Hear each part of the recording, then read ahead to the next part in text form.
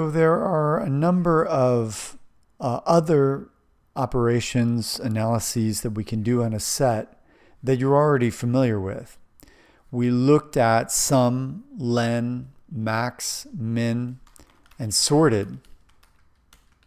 And as you might expect, or maybe you didn't expect, but you can now come to expect, these values, these functions rather, are all available for a set. Since a set is a collection, it's not an ordered sequence, but since it is a collection, we should be able to use the same functions that work with a list on a set. And in fact, we'll find that we certainly can. The sum of the values, 14.7. The number of values there, 5. The greatest value there was 3.9 and the lowest 2.1. And here's a sorted list of items in the set. Of course, don't forget that sorted must return a list because a list is ordered values. You can see in the end there, we have a list with the square brackets. Well, sorted is not going to return a set. Why? Because a set has no order. So a set will never retain its order. Even if you were somehow able to give it an order, it would still go back to whatever order it thinks is best. Remember, we're not really concerned with exactly how that set has been ordered. So the lesson here is that you can do the same things with a set that you could do with a list as long as they don't depend on order. As long as they don't depend on order. Actually, even for looping is possible with a set.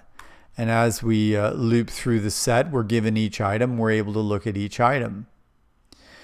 I'll say it one more time. The features that are available for a set, and there may be some that are unique to a set, but the common features that are available to a set will be the same ones as those related to a list, except where an order is concerned. Now, what features of a list haven't we shown here that are not available in a set? Well, the answer is subscripting and slicing. Subscripting is the accessing of one item from a list by index, that is by its position. And slicing is the accessing of multiple items from a list based on their indices.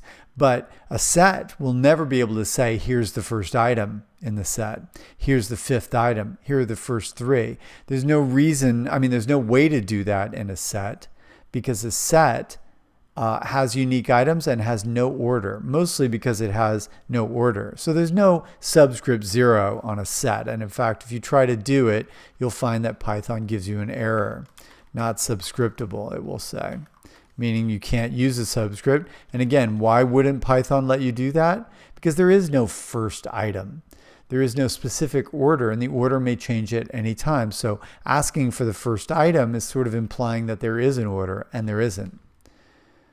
So that's why we can't either subscript or slice a list, but we can do these other operations like summing up the values, getting how many, what the max, min, and sorted is.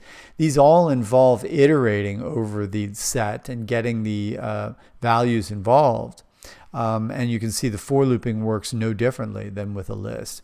But since a set has its own peculiar qualities specifically, and what are those 2 qualities? There's 2 specific qualities to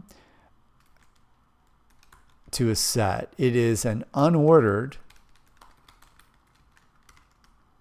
unique collection of values.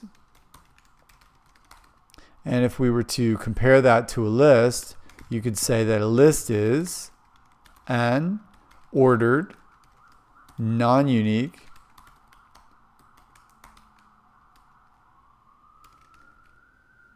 sequence